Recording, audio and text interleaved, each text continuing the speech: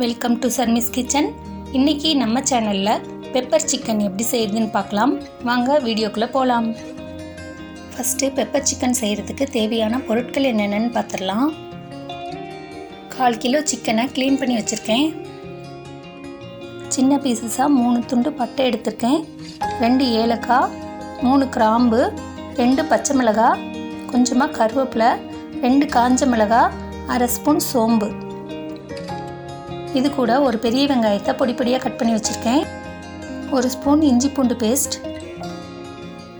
1/4 spoon மஞ்சள் தூள், தேவையான அளவு உப்பு, 2 ஸ்பூன் மிளகுத்தூள், 25 ml ஆயில், 1/2 ஸ்பூன் சீரகத்தூள். இப்போ நம்ம பெப்பர் சிக்கன் செய்ய ஆரம்பிச்சிடலாம். இப்போ கடாயில் ஆயிலை சேர்த்துடலாம். எண்ணெய் சூடானதுக்கப்புறமா பட்டை, ஏலக்காய், கிராம்பு, சோம்பு எல்லாத்தையும் இதுக்குள்ளே சேர்த்துடலாம். ஸ்பைசஸ் நல்லா பொரிஞ்சதுக்கப்புறமா நம்ம கட் பண்ணி வச்சுருக்கிற வெங்காயத்தை இது கூட சேர்த்துடலாம். வெங்காயம் நல்லா வதங்கணும். வெங்காயத்தோட கலர் கோல்டன் ப்ரௌனாக மாறுற வரைக்கும் அடுப்பை லோ டு மீடியம் ஃப்ளேமில் வச்சு நல்லா வதக்கி விடணும். இப்போ வெங்காயம் ஓரளவுக்கு நல்லா வதங்கிருச்சு. மற்ற இன்க்ரீடியன்ட்ஸையும் இது கூட சேர்த்து வதக்கும் போது வெங்காயம் இன்னும் நல்லாவே வதங்கிடும். இப்போ இது கூட இஞ்சி பூண்டு விழுது 1 ஸ்பூன் சேர்த்துடலாம். இஞ்சி பூண்டோட பச்சை வாசனை போகிற வரைக்கும் நல்லா வதக்கிக்கலாம். இஞ்சி பூண்டோட பச்சை வாசனை போனதுக்கப்புறமா நம்ம எடுத்து வச்சுக்கிற 2 காஞ்ச மிளகாவையும் 2 பச்சை மிளகாவையும் இது கூட சேர்த்துடலாம். பெப்பர் சிக்கன் அப்படிங்கிறதுனால நம்ம பெப்பரையும் ஆட் பண்ணுவோம். பெப்பரும் நல்ல காரம் கொடுக்கும்.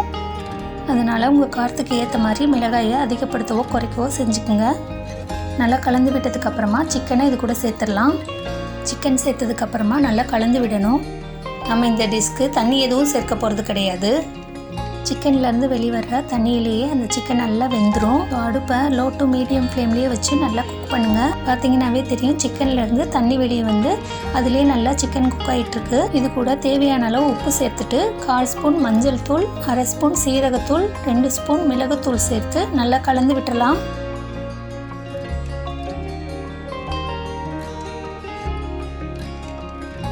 நல்லா கலந்து விட்டதுக்கப்புறமா மூடி போட்டு ஒரு 10 நிமிஷம் குக் பண்ணலாம்.